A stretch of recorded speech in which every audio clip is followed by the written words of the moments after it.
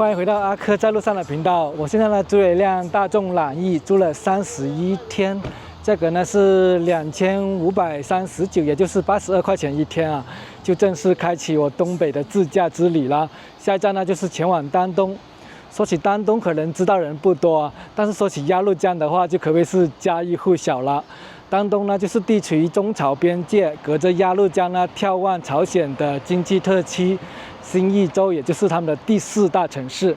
那么我们出发吧。雄赳赳，气昂昂，跨过鸭绿江，保和平，未曾破，就是保家乡。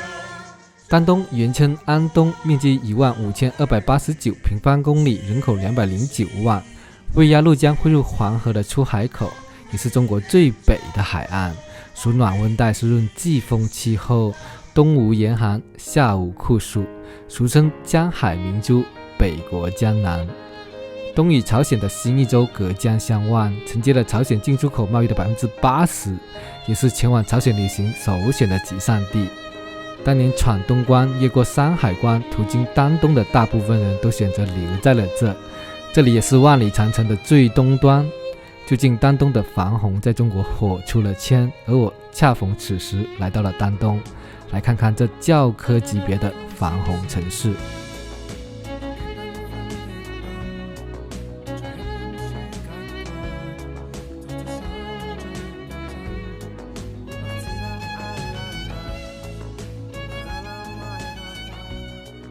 经过230公里，3个小时，终来到了丹东啦！哇，可以看到知了声很吵啊。这里呢，就是在断桥附近，旁边呢就是鸭绿江啦。但可以看到啊，丹东呢是因为水灾的原因啊，现在就被大坝封起来了，现在走不过去啊。丹东呢也是331国道的开始点啊。331国道呢也被誉为是北方的318，是从丹东沿着边疆线一直到新疆的阿勒泰的。当然，我这次呢走不了全程，我大概走1/3左右，也就是从丹东沿着边疆线走到了内蒙古的满洲里。331国道也称为丹阿线，中国东北、西北的边境公路，从辽宁丹东延伸至新疆阿勒泰，在丹东的虎山长城与228国道的起点交汇，在阿勒泰哈巴河线与219国道交汇。这3条国道正好绕中国1圈，全程近3万公里。这里呢都是临时修建的一些挡水的大坝啊，可以看到啊，前面就是鸭绿江的断桥了，但水位可以看到已经下去很多了。这里可以爬上来啊，现在已经绕过封锁了，去看一下吧。现在呢已经绕过来了。这里呢就是江边啦，可以看到啊，对面就是鸭绿江断桥了，再过去呢就是朝鲜那边的新义州了，也就是它的经济特区，第4大城市。可以看到这边的水情还是挺严重的啊，可以看到水位已经没过了那个便利店的1半了啊。大哥你好，现在水位是不是已经下降很多了？下降很多。之前到哪里的？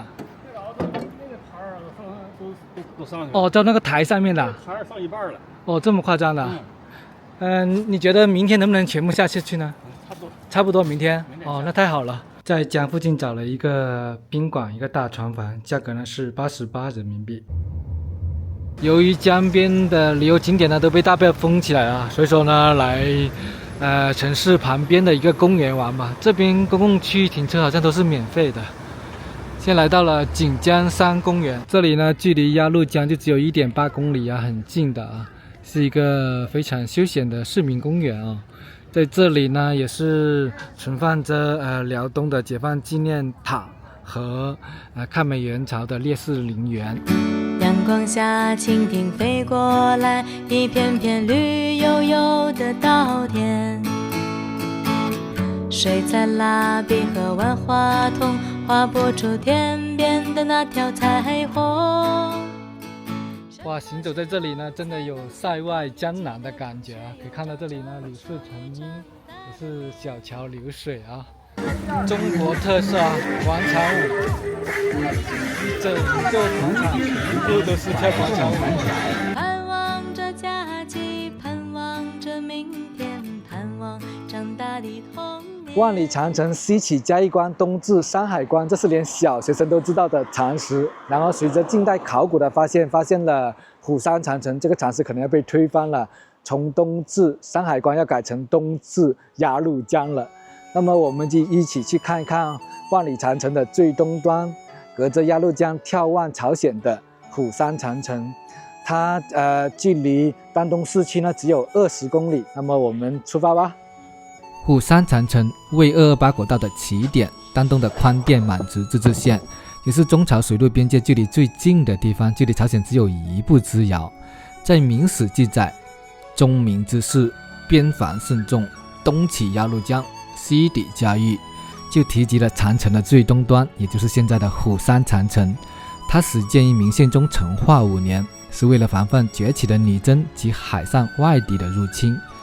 明末虎山长城已落入后金之手，从而遭到破坏。清朝入鼎中原后，更不愿在正史中提及。随着近代考古发现了虎山长城，万里长城的最东端也从山海关向东延长500多公里，延伸至中朝边境的鸭绿江。这里呢就是中朝边境的村庄呢，这个是上间村啊。可以刚才经过的时候呢，看到很多都是军民家庭啊，就是说很多以前是当兵的。经过30分钟的车程，来到了宽甸满族自治县的虎山长城，也是万里长城东端的起点。宽甸县呢，它也是在丹东市的范围内的。但很不幸啊，刚才询问这边的工作人员啊，跟我说最近呢，因为涨水的原因都没有开放啊。包括我还想去几十公里外的宽甸河口景区也没有开放啊。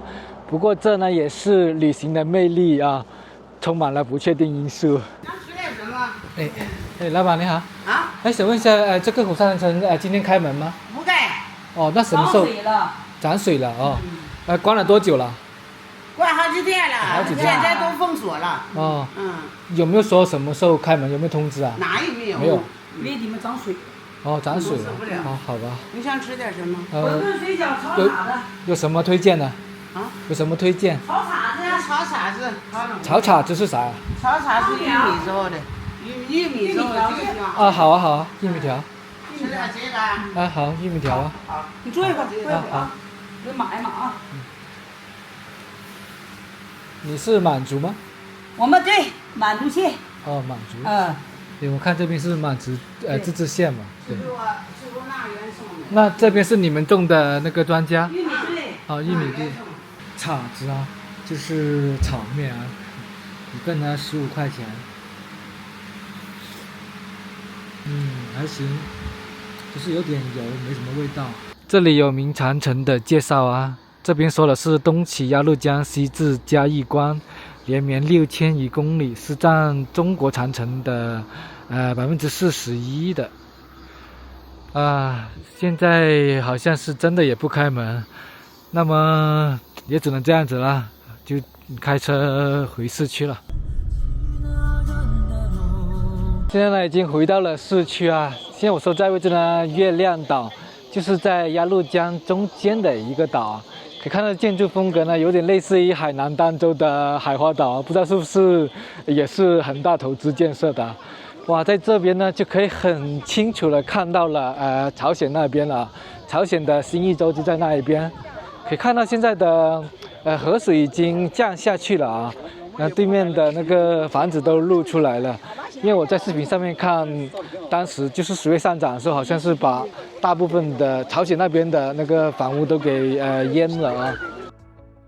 鸭绿江，中国与朝鲜之间的一条界江，因江水颜色是鸭头之色而得名。全长795公里，发源于长白山，然后流向西南，流经临江、吉安，再从丹东汇入黄海北部的西朝鲜湾。入海口也是中国海岸线的最北端。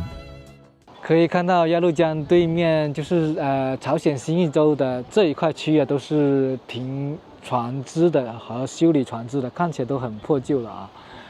但离着中朝边界桥不远那块呢，都是江景别墅区啊。所以说呢，要是能在边界住的都不是普通的朝鲜人民啊，都是根正苗红的。要不是的话，就怕经不起诱惑。虽然是江景房，但跟对面这边比起来还是差远了。在江景别墅那边呢，又被称为英雄村啊，因为在朝鲜呢只有2500万人，人口比较少，所以就鼓励生育。一般生3到4个儿子的母亲啊，都被称为是英雄母亲。这个月亮岛呢是在鸭绿江中间的一个岛，是属于中国的啊，对面就是朝鲜的新义州了。刚才查一下，这边的房子价格在6000到8000、9000左右1平方，带金砖的是8、9千。现在呢又来到了鸭绿江断桥了。我昨天来的时候呢，水位是到我的脚下的啊。现在呢可以看到水位已经降下去了，这些商店都露出来，但现在的商店很多还是没有开门的啊，可能再等到明天后天可能就会营业了。现在是7月31号，你看到我们前面这个鸭绿江断桥啊，是在清朝的时候输了甲午战争，然后日本呢控制了朝鲜跟辽东啊，当时为了运送物资而所修建的大桥，现在呢已被损坏了，是因为以前在抗美援朝时期被美国炸掉了。以前抗美援朝的后援物资也是通过这里来运往朝鲜的。而在这个断桥的旁边呢，就现在在用的桥啊，就是中朝友谊大桥，它是公路跟铁路并存的一座大桥了，而且还是单向的大桥。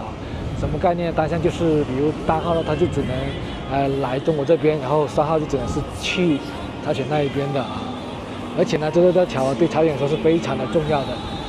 朝鲜进口的80%的物资都是通过这里来进口到朝鲜的。然后对面呢就是朝鲜的新义区，也是他们的经济特区啊。可以看到啊，对面也是高楼大厦的。这些高楼大厦呢，是朝鲜在2016年提出了一个5年计划，预计要建275栋，然后高楼，然后但是呢，最后面只是建了75栋。它的所有的建筑的材料都是要通过中国来进口的。大家知道，2019年也因为疫情啊，很多材料都运不过去，所以说现在只是建了75栋，而且呢很多都是烂尾的。然后包括我们现在正前方这一栋啊，像一个太阳一样啊，就是他们的太阳楼，也是他们的一星团结楼啊，像个太阳就寓意着金日成啊。但它是计划是建成一个酒店的，但现在是也没有通电，也是没有住人的。而且不止这个太阳楼啊，旁边这些高楼大厦全部都是烂尾楼啊，所以说呢，也是一个面子工程啊。在当地儋州人的心目中呢，叫他们叫做显白楼啊，也是被打脸的很严重。新义州，朝鲜的第4大城市，亦是京义线铁路的北方终点站。在2002年，老金想模仿中国香港、澳门，将新义州作为经济改革试点，成立经济特区。但由于特区的首长杨彬被中国逮捕，导致计划搁浅。来丹东的第3天，终于有一部分景点开放了。你好，拿一张票。好，30元请扫。扫这里是吧？好。这边营业时间几点到几点啊？今天是到5点半。经过3天，终于上到了断桥上面来了啊！在这个断桥的对面呢，就是中朝友谊大桥了，是铁路跟公路共用的一座大桥啊。在这个大桥的另一端呢，就是朝鲜的新义州啦，它呢也是京义线铁路的终点站啊。京义线呢就是从首尔到新义州的，但这条线路呢在朝鲜战争爆发之后已经被中断了。但在2000年的中朝首脑会晤，在平壤的会晤啊，共同发表了南北共同宣言之后呢，又恢复了通车了。所以说呢，这条线路呢，可以到首尔的就是韩国那边呢，从首尔啊，然后来到了新义州，再从新义州，然后跨过鸭绿江。最远呢是到北京的。虽然在岸边的商店都还没有恢复正常，但对我来说的话也挺不错的，就我一个人包全场啊。体验还是挺好的。这一块呢就是中国的11号界碑啦，在国旗再过去那边呢就是月亮岛啦。刚才这月亮岛上面说的朝鲜的3个饭店就在这附近啊，一个呢就是这个松涛园，还有一个在旁边的平壤高丽饭店，还有另外一个是柳金酒店。开门了吗？哎，你好，这边开门了吗？营业了吗？刚才有看到吧，就是在那个门口穿制服的女孩子呢，就是朝鲜女孩子啊，就是给将军赚外汇的啊，所以他们也是不是很敢对镜头的。在这里3天它都还没有开放啊，当然前2天是因为那个就水灾了，但今天已经完全都开放了，很多商店都开放了，但他们还没有开放，可能明后天会开放吧。对面呢就是中朝合资的3家饭店之一的柳金酒店。然后这边是朝韩百货，来看一下朝韩百货卖些什么吧。卖的都是一些朝鲜的传统服饰啊，然后还有一些海参什么的。来看能不能拍。哎，老板娘，我可以进来看一下吗？哦，抱歉啊，可能有点脏。这边像洪水对这里有影响吗？洪水？有响，你看很淹也是。没淹到吗？但我看视频好像很高啊，这水位。是我们这个地方到的，前面更高。对，那你是怎么？你是挡着了吗？有那个板？沙袋挡的。哦，怪不得我说怎么就没影响啊？对，我来看一下啊。这边是什么黄金吗？还是？是朝鲜煤矿。哦，朝鲜矿金啊。然后高丽参261只。可以看到啊，外面就是断桥，防洪坝呢是在靠里面，两个街区吧，大概在靠近里面有50米左右的地方才是建的这个防洪坝。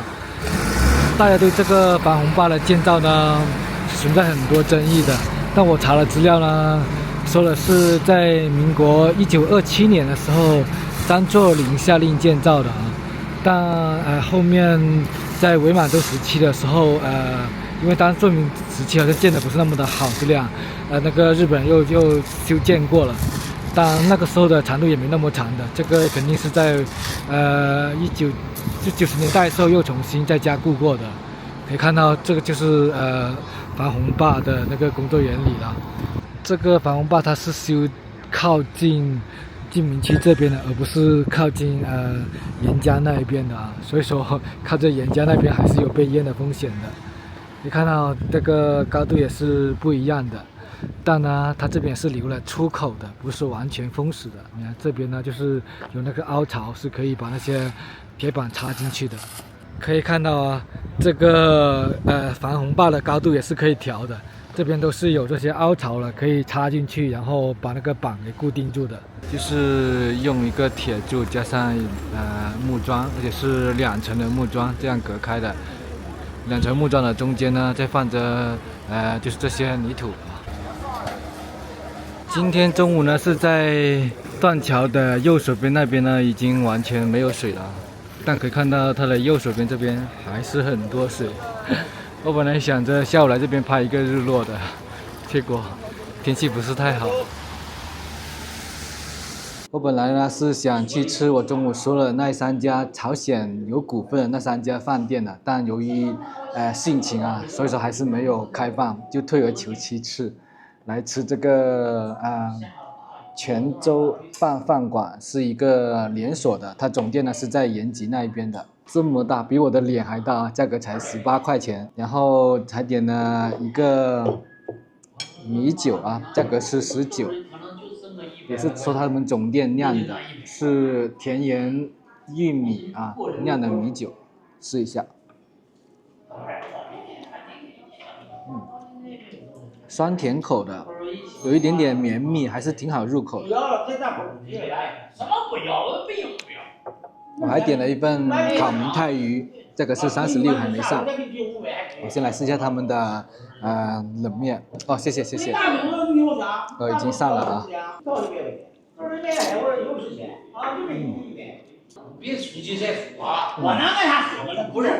这个面是挺有口感的啊，也是那种酸甜口感的。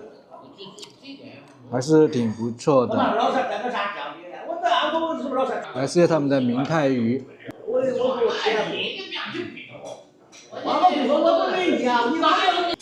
这个明太鱼真的是有惊艳到我啊！它的肉是比较结实的，有嚼劲的。今天非常的幸运啊！本来呢，今天都打算离开丹东了，然后打算最后一天来到那个江边看一下，然后结果呢，今天呢就正式去朝鲜的发团了啊！所以说来得早不如来得巧啊！这个团呢是一日游团，然后价格是100块钱。你们呢是哪里的？江苏哦，江苏的哦。啊，也是过来旅游。对，你觉得这里怎么样？不知道这个去的这个地方，网上查了一下，并不是说完全是朝鲜的领地，好像是一个岛上面嘛。哦，一个岛上面啊？哦，它不是这样子的。应该是这样。哦，好吧。就完全把我们领到朝鲜这个地界上面。哦，没有的。哦，那好吧。哎，那我就真的是白开心了。搞了半天，结果只是在中朝边境的一日游啊，不是去到朝鲜那边的。我说怎么价格那么便宜呢？大概也就是去这些景点吧。反正来都来了，它有30分钟的歌舞表演，可以去参加一下。这个地方呀，这个就是朝鲜的一个造船厂。那么自我从小记事以来呢，我就从来没见过它生产出一条船出来啊！为啥呢？因为咱们知道，你看咱们出门穿的西服穿的再漂亮，咱们都是给外人看，不是给自己看的。就是您擦的粉再白呢，也是给外人看，也不是给自己看。那么朝鲜人就是把这个理念，把它最好的一面展示给咱们中国人来看。咱们车上没有朝鲜人吧？没有，没有啊，没有，可以随便说了啊。广东的，对，我都没敢说。他这个外号就叫三胖，这个三胖啊，他媳妇儿呢就在咱们知不知道三胖他媳妇儿叫啥？李学主李学主啊，你看对我们丹东这边，包括朝鲜都很有研究啊。这个李学主啊，是朝鲜牡丹峰乐团的，也是三胖的媳妇儿。李学主就在西义州这边就建造了这么一个化妆品的加工厂。这个桥也是承担了朝鲜80%的进出口贸易，包括咱们以后有机会朝鲜开关了，咱们入朝鲜去旅游也是从这个大桥过来。当然，朝鲜的美女啊，到这边来上班啊，也是从这个大桥来的。其实我给他算了一笔账啊，你说他一个月赚个400-500块钱，一年下来呢是5-6千，3年回国了能拿到1万好几千。咱们中国以前在80年代的中国，谁家里有1万块钱的话，那叫啥呀？对，叫万元户。万元户的称呼是证明这样很有钱啊。所以说，像他们朝鲜老百姓，他们可不像他们回国之后都是有钱人了。朝鲜老百姓一个月只能赚到1万块钱炒币啊，就是说听着挺多，折合成咱中国人民币啊，连20块钱都不到，就是一个月赚的。那有人说了，我看这朝鲜国家又研究导弹，又研究后期，又养这么些部队，钱靠什么来赚的？我给你讲讲朝鲜靠啥来赚钱啊？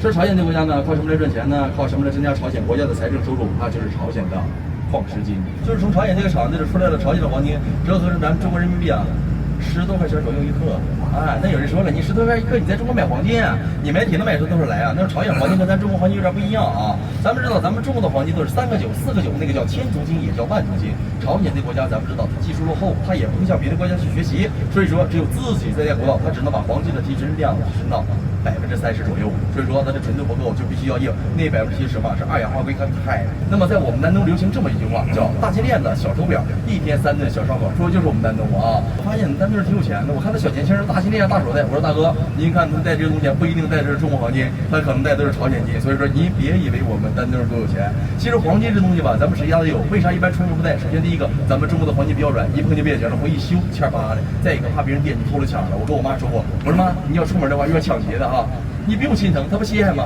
卤给他，我请儿子才给你买了个。你送朝鲜？对岸那边那都是朝鲜，那都是朝鲜的渔民地啊。朝鲜的老百姓，他的居民区都在这个树的后边，那边是老百姓的住家。所以说我们和朝鲜最近的地方并不是在这儿，我们离朝鲜最近的地方在什么地方呢？在宜布化，中朝边境宜布化，就曾经这个地方能说一袋大米换一个朝鲜媳妇的地方，但是现在不要多想了。大米换媳妇儿多余了，朝鲜人不同意。你都这么换的话，那朝鲜老爷们都得气死，全打光棍了。所以说这个宜布化呢，也是成为了我们附近百姓和朝鲜部队当兵的军人啊，来回做贸易的这么一个地方。咱们说好听一点叫民间贸易，说不好听呢，就是走私。这样好看的工艺都是从中国的传入我们朝鲜的。变成一个购物团了啊，随便买了一点，像这杯人参饮料是12块钱，味道还可以。那个堆一堆东西的地方，那个地方撅低了，看到没？中间塌了啊。所以说吧，这个前2天这个水是特别大的啊。基本上来说，朝鲜这一边啥也看不着了，全都是在水里边啊。这个虎山长城今年也没有开放啊，它这个行程也包括到这里了，但是只是在这边拍个照片而已。331国道啊，这边已经断了，因为前面有塌方，所以说就只能到这里。导游怎么样才可以娶一个朝鲜女孩子？你怎么娶啊？对，你到塔门吧，你上朝鲜去能娶。哦，到朝鲜才可以。到塔门能要吗？能要吗？你这个姑爷行，你这个行，可以是吧？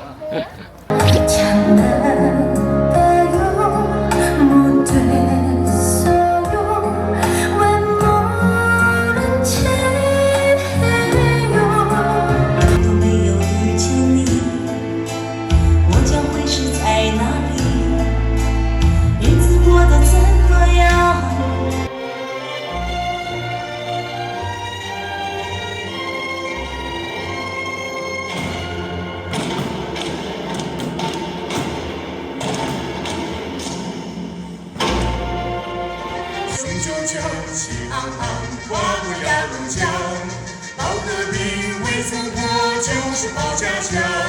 中国好儿女，齐心团结紧，让美援朝歌，百美体验新郎。谢谢大家的观看，我们的演出到此结束，期待与你们的再会，再见。